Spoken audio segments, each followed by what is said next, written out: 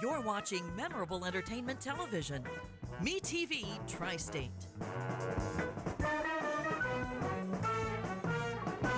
Broke the story on local homestead tax credit fiasco. Expose the Evansville Redevelopment Commission excessive spending habits. Your community watchdog. CityCountyObserver.com is your online community newspaper dedicated to the progress of Evansville and Vanderburgh County. We're a nonpartisan publication providing insight into political issues and events that shape our community. We are a watchdog for you, the citizen. Check us out online, city-countyobserver.com. That's city-countyobserver.com. Tri-State Voices, an open discussion with area leaders on issues affecting communities throughout the Tri-State. Now, here's your host, Mike Woods. Good morning. Welcome to Tri-State Voices. Hi, I'm your host, Mike Woods. Tri-State Voices is jointly sponsored by WTSN, the City Council Observer, and my office, Woods & Woods. Every week we talk to a community leader about issues that are very important to the Evansville area. Today I'm honored to have Missy Mosby. Missy is the council leader of the 2nd Ward. She's from a long family of Mosbys that have held many different offices here in Evansville. We joke with her that she is the Mosby with hair, very pretty hair at that. Missy, I'm glad you're here today. Thank you for inviting me. You've been on the City Council since 2007. Yes. Probably the best place to start is just to explain to our viewers what the City Council does, how it works, how it relates to the mayor's office. The City Council, basically we have 9 members of the City Council, 6 of which have a ward. So there's Ward 1, 2, 3, 4, 5, and 6, and then we have 3 at large. And what City Council does is we control the budget, and then we also write ordinances and approve ordinances for the city. Okay, now as I understand it, you can't make anything a misdemeanor or a felony. You can only make it a violation of a city ordinance. That's correct. Which is just simply a fine, that's it. That's correct. All right. Now if you want to get something turned into a felony or change a law like that, you have to petition the state legislature just like anyone else? Yes, that would be a state, state legislator issue, and not a city council. All right, well, how much of the City Council's time is spent on finance matters versus the ordinances? You know, we've really had a lot of great things going on in Evansville, so it's really been split, and a lot of our ordinances and resolutions basically have stemmed from public funding, and budget. So it's really kind of a 50-50 right now, but of course when August hits, we will go into the budget time. I was going to say, it seems like it kind of runs based on the calendar. When you hit the August, you're in more budget, and now you might be dealing with more ordinances. Yes, that's correct. And then the ordinances in a few months are going to get pushed out of the way and onto the budget. Yes. Now, you're the liaison between the council and, I think, 4 different agencies. And we'll start with the police department, yes. Right? Okay, what do you do as a liaison? Basically, as the EPD liaison, Jonathan Weaver and myself are both the liaison for the police department, and we try to meet quarterly with Chief Bolin and Assistant Chief Pugh and just kind of see what's going on. If we hear of different issues or anything like that, we'll definitely meet more than just once a quarter. We like to join them at Coffee with a Cop and just get out and see what the police department needs to make their job better. I also am fortunate. I also serve as the Fraternal Order Police Associates President, so I am very active with the police department. Okay, now, suppose that you as a member of the council is unhappy with something the police department's doing, or suppose maybe you want an additional patrol out in your ward.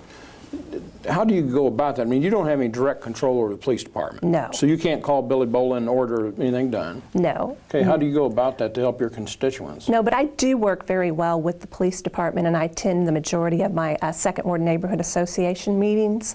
And with that, I'll talk to the CPO officer, which is the crime prevention officer for the police department, and see what we can do if maybe we need more patrol in an area, or maybe we need the guardian to sit outside an area and monitor what's going on.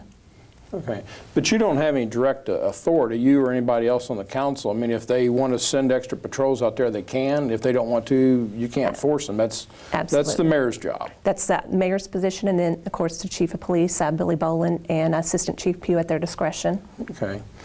Now, you also work with animal control. Yes. And that's important to you. I know you're an animal lover. Yes, very passionate about this. Okay.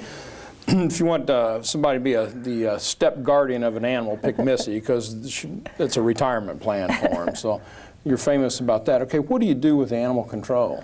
Animal control, I like to go out there and, visit with the staff, find out what's going on, what we can do to help them. And, I'll take pictures of different animals that need to be adopted or fostered and try to, find them a forever home so that they can find a family that will love them and take care of them. And you've been pushing, I think, fairly successfully about getting a lot higher adoption rate as opposed to having the animals euthanized. And honestly, we've got a great staff at Animal Control. It's no longer the dog catcher mentality. This group, the staff there, they're remarkable. And what they try to do is they really do care. And, if they know a dog is adoptable, they're going to make sure it gets adopted. Okay. And that's reduced the number of ones that have been euthanized, you think? It really has. They've done a great job of reducing the number of dogs that have been euthanized. Cats, there's still a big problem there, but I am working with them to see what we can maybe do to alleviate some of that. Okay. Now you also work with the street maintenance groups, is that right? Another great group of workers. Okay, and what do you do working with them? I meet with them as often as I can. I go down to the street maintenance, try to join them for some of their morning meetings. I also did have the opportunity in the winter to ride with them when they were snow plowing, and I got a first-hand look of what they actually do, and I cannot thank them enough for all that they do for our city. You're also a liaison for the engineering department. Yes. And they do a lot of flood control type work. They do pretty much any of the engineering that goes on within the city of Evansville. So very big department that has a high impact here on Evansville.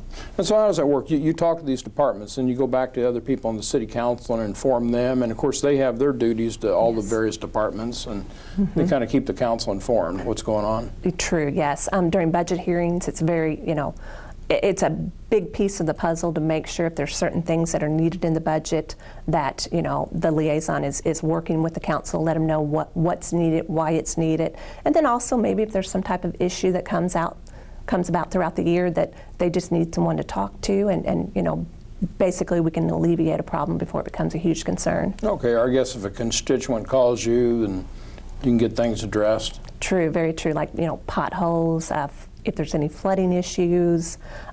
Also work a lot with, weed problems, things like that. Okay. Lorraine Park's in your ward, is that correct? And you weren't real happy with the funding, I think, a year or so back. What's going on with Lorraine Park now? Very proud to say that I have an awesome Lorraine Neighborhood Association, and they made it their mission that they wanted to completely redo Lorraine Park and add some more equipment there. So in 2013, we were hoping that would be in the budget. Unfortunately, it did get cut. So upon working with the Parks Department and with the administration and Mayor Winnicky, we sat down, took a look at the ending figures for 2013. There was going to be some money left over.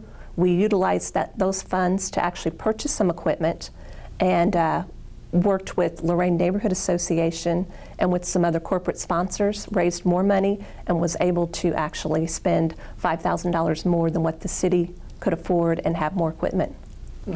You mentioned neighborhood associations. You've been really, really active in those, particularly in your ward. Why do you think they're important? That is so important, especially if you're having an issue in your area. What you can do is you can call United Neighborhoods and talk to them about setting up a neighborhood association. And with that, the police department has a CPO officer that will come to your monthly meetings. They'll let you know what crime's going on. They'll give you pointers and different things to do and not do to help alleviate that. And I'm proud to say that with some of my neighborhood associations, we've had some monthly reports with zero crime. So they patrol, they call the police, they see something unusual, something suspicious, that kind of thing? Well, that, and then some of my neighborhood associations, like Southeast Neighborhood Association, Tom Littlepage is the president. That's the neighborhood that I live in. We'll actually go out and walk the neighborhood, get to know the neighbors, get to know who should be in that area. And if there's someone causing trouble and they walk by and see this huge group of people walking with their neighborhood association shirts, they're going to leave. They're not going to start problems in our area. kind of taking back our neighborhoods. Okay, so just kind of keep focused on any problems. Yes. Whether small before they come into How much of the neighborhood association are you trying to deal with the gang problem? It seems like that's something we hear more and more about all the time. That is really becoming a big issue. We've had couple of shootings over in the Second Ward, with gangs, and that is something that's definitely on our radar. The police department has come out and even done different gang activity and gang-related sessions for us to kind of know what to look for, graffiti-wise and things like that, so that we can, call them as soon as we see something suspicious. Recently the Good Neighbor Ordinance was passed, and it was by a 5-4 vote. There was pretty strong debate on that on both sides. You voted in favor of the ordinance. Yes. Why did you think it ought to be passed? I honestly, with going with my neighborhood association meetings monthly, time and time again, you're always hearing about that problem property or that problem tenant. And this will help give the police department another tool to actually clean up our neighborhoods. Well, what is that ordinance exactly? I mean, what does it say? There's several things in that ordinance. It is very lengthy, but there was a lot of false information out there about this ordinance. They're not going to evict you for just one time not cutting your grass, one time having your music loud. There's several different tiers. But repeat violations, they can evict you though, right? 3 strikes and you can be out. Okay. But honestly, if someone is constantly abusing and doing things illegal, do you want them living next door to you? And that would be 3 times where the police had to make a run out there, is that right? Yes. So. And it would be 3 legitimate runs, not the police get out there and they didn't find anything wrong. That doesn't count against the person. No, and I think what a lot of people were concerned about is, what if you have a neighbor that doesn't like you and they're constantly calling in on you? Well, the police department, they do a great job, and they'll know whether or not it's a false accusation. Yeah, and if they make a report and it's unsubstantiated, then that's not a problem for the person, count. right? And so they get 20 of those, that's nothing. But they're going to have 3 substantiated. Yes. Or a felony or 2 misdemeanors, as I understand it. That's right? Correct. So really, it's repeat offenders. It's a repeat the chronic offenders. Problems. Yes. Okay. Well, why were some people against the ordinance? I think, I can't speak for other council members, but I think some of the other people out in the public were against it because of a lot of misinformation. And then some felt that, needed a little bit more tweaking. And, there were some things that I would have liked to have amended. And hopefully, we're supposed to sit down and regroup after, 9 months, take a look at it. And hopefully I can get some of these amendments added. I would like to see more emphasis on gang-related activities, child trafficking, precursors for meth, and then, kind of change the wording, because right now it basically says, with the exception of marijuana, so I wanted that changed as well. Well, why do you want that changed? I just think that it looks like a little bit of a gray area. Marijuana is illegal, and I don't want people to think it's okay to be out there, smoking marijuana and dealing drugs, because it is illegal. And the way it's written, it just kind of looked a little bit of a gray area. Okay. Now, the city council is 8-1 Democrat. Yes. But it seems like for the most part, you guys get along pretty good with the mayor. I mean, there's always going to be friction. I don't care if the mayor is Democrat or Republican, there's going to be some friction. But as far as who the mayor appoints for different departments, that sort of thing, you guys really don't have much control of that, right? No, we don't. They serve at the pleasure of the mayor's department. Okay. Well, like in the, if you compare it to the federal government, if the president's going to appoint somebody to be, say, Secretary of Defense, that has to be approved by the Senate. Whereas all the appointments the mayor makes, say the mayor, when he appoints the chief of police, that's not approved by the city council. You guys have nothing to do with that. No, the city council doesn't have anything to do with that. Okay. So you can give your opinion, but they can do what they want. Exactly. But you can control that, I guess, you control the budget. You control the purse. So if you're really, really unhappy about something, you could change the purse strings. That's correct. Yeah, you could do something in the budget to cut that part out. Okay. Or I guess if the mayor had a policy you really didn't like, you could pass a city ordinance, and the mayor and everybody that works for the city would have to obey the ordinance just like every other citizen. True. Okay. We could do that. But beyond that, it's the mayor's got their job, you've got your job, and they kind of bump into each other sometime, but he's got to do his thing, you got to do yours pretty much, right? Exactly. And at the end of the day, it's basically what's best for the city of Evansville. Okay. But if you wanted a certain person, if the city council wanted a certain person hired or fired, they really don't have that power, do they? No, it's you know, back in the day, you did have a little bit more control on that, but anymore, you know, you have to be qualified for that position, and basically the department head, you know, does make that decision on who they hire and who they fire. Because, you know, one thing that's interesting about even department heads can't hire and fire like they used to years ago. You know, when it used to be when you got a new mayor in, tons of people would get fired and all these new people hired and then get turned over. And now with merit systems and the police department and the rest of it, you just don't have the turnover like that. No. Even the mayor doesn't appoint really a whole lot of people. No, it's not like it used to be. It's changed a lot. It's changed a lot. Yes, I worked for the city back then, and you know, every time there was a mayoral race with a name like Mosby, I always did worry, okay, if the Republicans take control, what's going to happen? Okay. The kind of switching gears, I know you were in favor of the med school downtown. Yes. How do you think that's going to change the downtown? Oh, it's in the next 4 to 5 years, downtown's just going to take on a whole new look. It's going to be more vibrant, you know, and what that does is that just helps your city. It's also going to bring the economic impact on this is just going to be phenomenal. Okay, well, I know you have 2 jobs actually. Yes. One with city council. It's supposed to be part-time, but it's more than full-time. But you're a realtor is your actual job. And so when you speak about the property values and the effect on property with whether a good neighbor ordinance or with the effect of the med school, you're really kind of looking at it through both the eyes of a realtor and also as a person on the city council. Yes, and funny that you mentioned that. Right after the IU Med Center was announced that it was going to come here to Evansville, there were a couple houses downtown that had been on the market, you know, for a longer period of time. Those both pinned it the next week. So the property values just went up, and you know, people want to move downtown. The downtown's changing. Oh. It really, really is changing. Yes. And I agree with what you said. Another 4 or 5 years, it'll be a lot different. It really will be. The city spent somewhere around $130 million in downtown, or is getting ready to spend between the Ford Center and the med school, the hotels, about $130 million.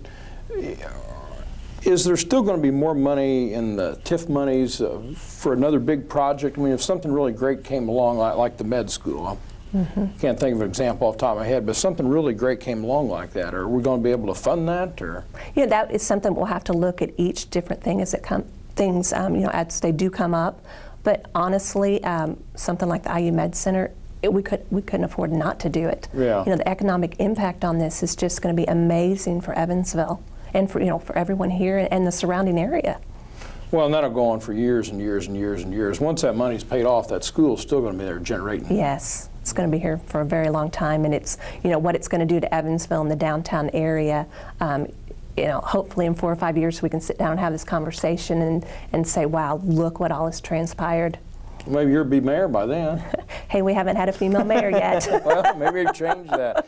You know, we've got the med school on one side of the walkway, and then we've got the casino on the other side. Yes. Are we ever going to be able to get a land-based casino? Because Tropicana said they'd put a ton of money in that casino if it could be land-based. And so you'd have, on each side of the downtown, you'd have these just magnificent economic engines just generating jobs and generating growth. But I think the governor's made it pretty clear he's not going to go for a land-based casino. Unfortunately, that is a state, you know, state level and governor. I have not actually got to have a personal conversation with the governor about that, but from what I'm hearing, no, he is not in favor of that. You know, maybe we can change his mind, because that would, what that would do is open up that area, and possibly we could, you know, move our casino land-based and then put the LST right down there so that people can drive by and visit it, and it will get more exposure. Yeah, because right now the LST, it's kind of out of sight, out of mind way over there. It would be much better if it was where the boat is. Yes, it would. But up until this weekend, when they had the reenactment downtown for the Shriners Fest, the thousands of people that came out to see that, and the pride is, you know, the LST came down the Ohio River, and you know, it was just a remarkable event.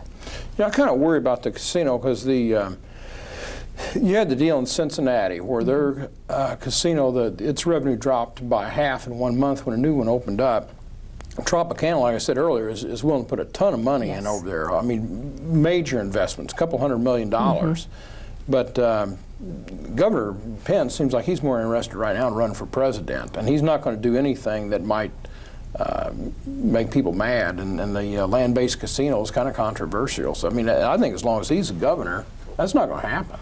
Well, hopefully we can change his mind on that, because, like I said, it is very, you know, Evansville needs to work on the casino and get it land-based, and that would open up more opportunity for Evansville. Yeah, it's limited now, and sooner or later you're going to have like gambling over at Ellis Park or something like that. I mean, and the city budget's being squeezed already. If the casino money goes down, it's going to be pretty complicated to make the numbers work. Yes, it will make it tough, and if we could do something land-based, I think that would bring the revenue back up, and, you know, we could actually fund more. Yeah. Mesker Amphitheater is a place that I loved a lot. I know I've heard you mention before how much you loved it. But it seems to me that unless some private industry is willing to step forward and pay for it, I don't see anywhere in the city budget that that's going to be able to be accomplished. Do you? I agree. I mean, realistically, I know you'd like to, but realistically, you know, I went there several times growing up. It's wonderful for the west side and for Evansville, but unfortunately there's just only so much money that, you know, that we have that we can, you know, spread out, and, you know, public safety has to be number one, and you know, once you start divvying that money out, there's just not enough to go around. So if we could get some, you know, private partnerships to step up and want to do something, you know, that would really tremendously help. as far as the city paying for it, I just don't see they have anywhere close to the amount of money they're going to need to do that. Unfortunately, I just don't see where we have the funding right now. You know, I could be wrong, but I do know that it's, you know, getting close to budget times, and we're looking at different things. So we have got to, you know, put our money, you know, into public safety and other departments. Okay. What's happening with the same-sex benefits issue now? We had looked at that, and I know Councilman Weaver had wanted to bring an ordinance up, and what we decided to do was we wanted to see what the cost was, because we're not sure of what the financial impact to the budget would be. So we've asked the mayor's office and the personnel department to do, you know, a study on that to just kind of see what the cost would be, so maybe we could implement that, and hopefully we can implement that into next year's budget. Okay, and when are they going to get those numbers back? Do you have any idea? I would hope soon, with, you know, budget coming around in August. Okay. You wonder what's going to happen with the city, because you're getting more and more federal laws on that, and Indiana's state laws may end up conflicting with federal laws. You know, Indianapolis is getting pretty fired up about, in kind of a right-wing sort of way. Yes. I'm not sure where that's going to leave the city, kind of between the two of them, how you're going to be able to thread the needle and comply with the state laws, comply with the federal laws, and it seems like the city council is pretty committed to equal rights. Yes, yes. You know, it is a very tough, you know, topic for people, but it's the right thing to do. You look at some of the bigger companies, like Old National Bank is doing it, Toyota, several of the colleges, and you know, it's all about treating people equal. So I believe it's something we definitely need to move forward on, but we do have to see what the economic, you know, impact is on the budget. It seemed like when the city council was talking about there wasn't really much debate. It seemed pretty clear that the majority is in favor of equal rights. Is that a fair statement or not? I believe it's a fair statement. Upon talking to several of the council members, you know, I believe that we would like to see this move forward. But once again, we have to see, you know, we have to keep an eye on the money and see what the economic impact is. Well, you can't approve anything until you know what the cost is. No, that would. So, you were against the non-smoking ordinance. Eventually, the Indiana Supreme Court ruled it unconstitutional. Mm-hmm. And since they struck it down, as I understand, it's sat there. There's not been another ordinance proposed. I know that there were a couple of council members looking into this, but you know, we've got so many other topics and issues that we need to focus on. You know, I'm very happy and pleased with the way it turned the things around, and the owners, the small business owners, are now allowed to decide how they want to run their business, and we have the choice to decide if we want to go in there or not. And all in all, there were only a handful of actual restaurants or bars, that went back to smoking. So you have a choice. And I think you'd said that you felt like there were 2 bars in your ward that went under. We had 2 long-time standing bars. The one had been there 40 years, the other, almost as long, and they're no longer in business. And you think that was because of the non-smoking ordinance? I know it had a lot to do with the non-smoking ordinance.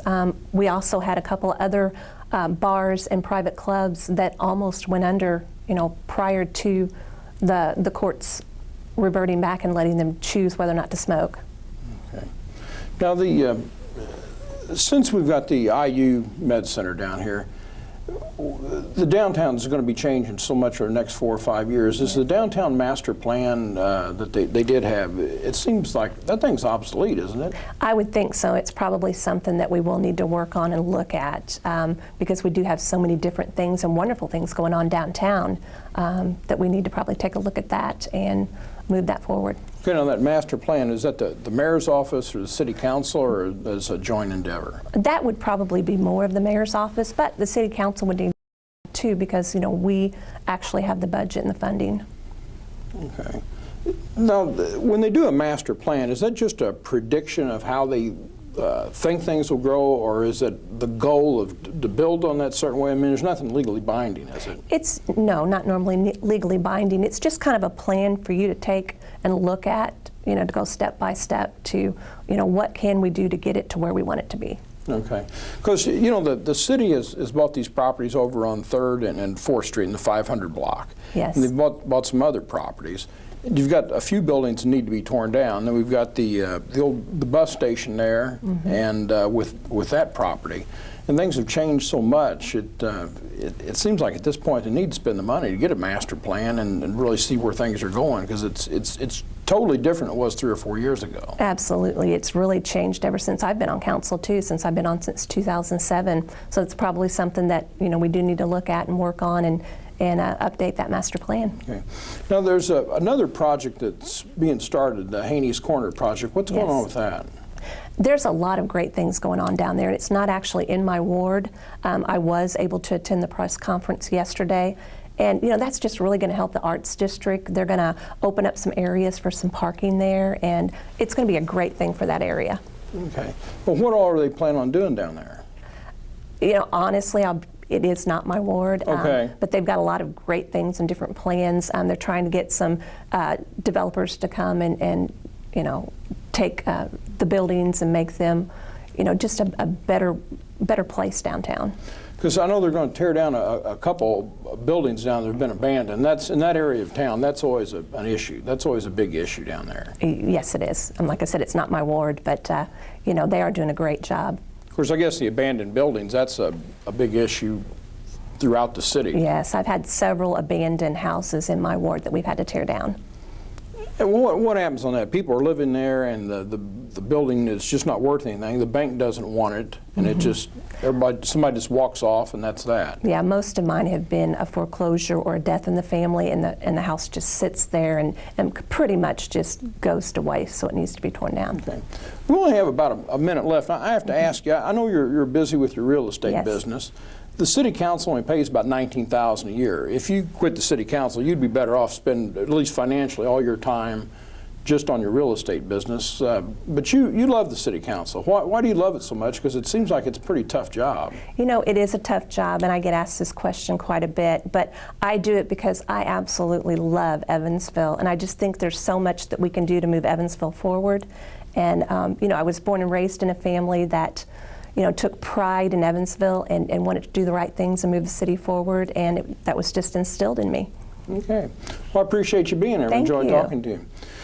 Thanks for joining us. Next week, we're going to be honored to have Holly Sullivan. Holly is the state representative of District 78. Thank you very much, and we'll see you next week.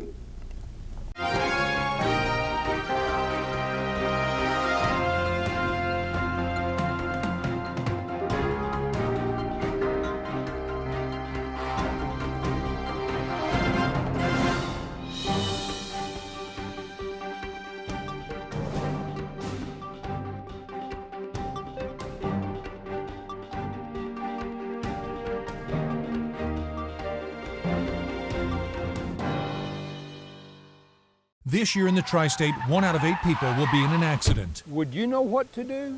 Pain and suffering, lost time if you're working. When you call Woods & Woods, You are not a statistic. You are our client, and we will fight to get the money you deserve.